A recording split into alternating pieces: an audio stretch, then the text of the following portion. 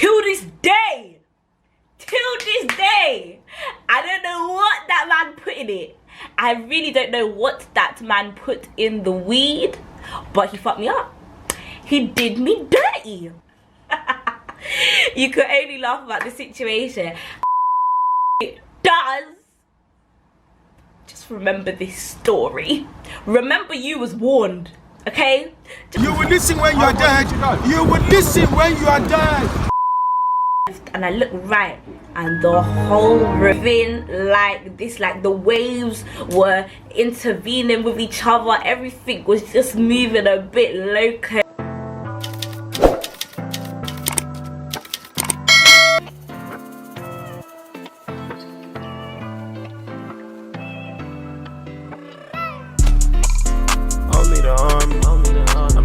So boom, welcome back to my YouTube video. It is Kaya. I'm back with another video. So this video I'm basically going to be talking to you guys about why I have never spoken weed again. If you've been keeping up to date with my YouTube channel, you will know that I went to Amsterdam like about a week ago now. About a week ago. Amsterdam is definitely a shout. Like, such a beautiful country. It's clean, it's pleasant, it's just nice. I'm talking really fast because my memory on what happened to me that night is kind of starting to fade. So I literally just want to bring it to you guys, let it all out before I forget everything. Let's get really into the video. So the first night I went to Amsterdam, I was really excited to try the weed, I can't lie, just to embrace the culture of Amsterdam and stuff. I was thinking, like, it's Amsterdam, there's no possible way that I'm going to get drugged. You don't know what people put in it. Some people might sprinkle a little something on top of it, you never know. But I had it in my head, this is Amsterdam, weed is legal here, so there's no way I'm gonna get laced or whatever you want to call it. So yeah, we got our zoots, we had a great time, it was a lovely feeling. We went back to the hotel that night, slept it off, next day, boom. But before we had got to the Bulldog, we noticed this other coffee shop, and when we went there, we went downstairs, the smell just hit us like, oh, whoosh. And it literally smelled like a good tree. It smelled like a very good frosty Christmas tree down there. Like, it smelled cold. And so yeah, we went to this place. I'm gonna put actually I don't know if I should put the shop we went to after this story time. Fuck it, I'm gonna put the shop. So as we got downstairs and was looking at the counter and stuff, we noticed that the weed in this shop looked very vibrant, it looked very fresh, like it looked good. So we was like, yeah, we're definitely coming here tomorrow. So the next day came, we went down there and we saw that yeah, they was offering like different flavors and stuff. So we was like, yeah, let's try a flavor tonight. Do you know what I mean? Can't cause any harm. So I got strawberry kush, and then my friend got some other flavors. I can't really remember at this point, but he got some other flavors. We got it. They was like, do you want, I remember the guy was like to me, do you want something that's gonna make you feel really calm, or do you want something that's gonna make you feel really energetic? Do you want something that's gonna make you feel really energetic? And so I was like, the past that I have smoked weed before, it often gives me that feeling of being very calm, very chilled. I feel very relaxed and just observant. I'm just sitting in the corner like, Summer ganja planter, call me the ganja farmer. Deep down in the day. So I was thinking, you know what, let me go for something different this time. Let me get something that's gonna make me feel a little bit upbeat and a little bit energetic. And so I was like, yeah, like I want something that's gonna make me feel pumped, give me a little buzz. And he was like, all right, cool, I got you. So he said, yeah, like this is the flavor I'd recommend. So I got the strawberry kush. And then after you get your weed at the counter, if you turn left, there's like a little sitting area where everybody's just smoking, getting to know each other, they're chilling, having a good time or whatever. So we was like, okay, let's go to that bit. But before we went to that bit, my friend was like, are you sure you don't want to drink? Because listen, my lungs are very, very, very small. I can't take it. Like, I actually can't take it. I will be dying. Like, I'm that friend, yeah, that when you smoke, I have no shame in coughing. I'll be dying. Like, I have no shame. And so I was like, nah, it'll be fine. Like, let's just go sit down. We'll get a drink after. worst mistake I've ever made. Are you crazy? We sat down. As I took the first pull, I was like, this is quite nice. Like, it's got a little bit of a flavour to it. And I was like, okay, this tastes good. And usually I will be coughing my lungs out. But this day, I was taking it quite well. And it got to like the 5th pull now. And as I took the 5th pull, all of a sudden, I looked left and I looked right.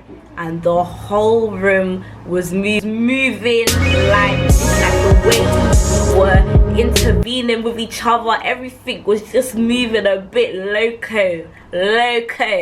And so I looked at the Z and I was like, listen, it's between me or you. I just looked at the Z. Listen, when you know the Z is defeating you, you give it that look. Like, I looked at the Z, I looked at Renelle, I looked at the Z.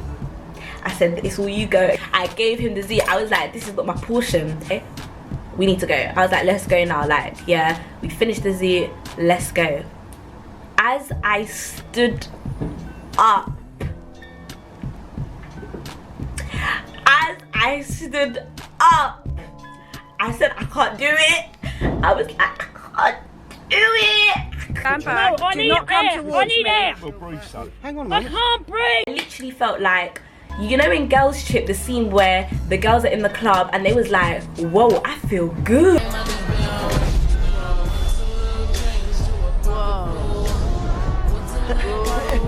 I feel funny. You don't feel funny? Good, and everything's in slow motion. That was me. But I was thinking, okay, this is a bit of a different feeling.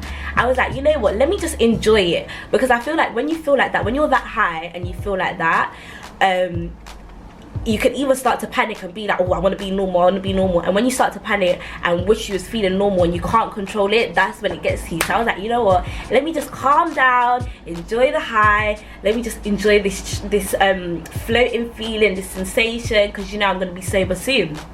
So I was like, okay, let me just enjoy it.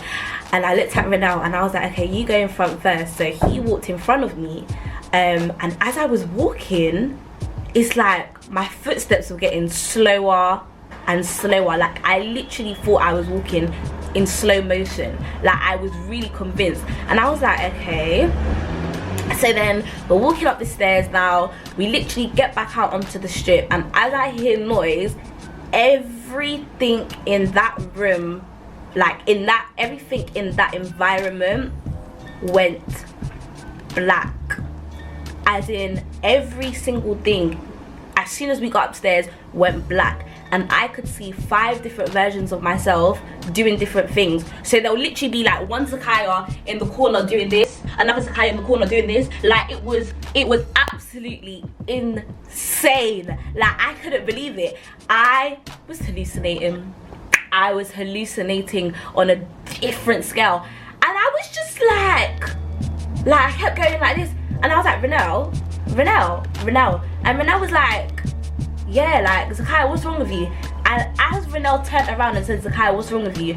I kid you not, his eyes looked this big and his head was growing. Like, his head was literally growing and getting bigger. And I was just like I couldn't believe what I was seeing. And so he was like, Zakaya, calm down, like, let's get something to eat, calm down, you'll be okay. And then I was like, okay, let me link your arm. And as I linked his arm and put my arm in his, I looked down and I couldn't feel my arm.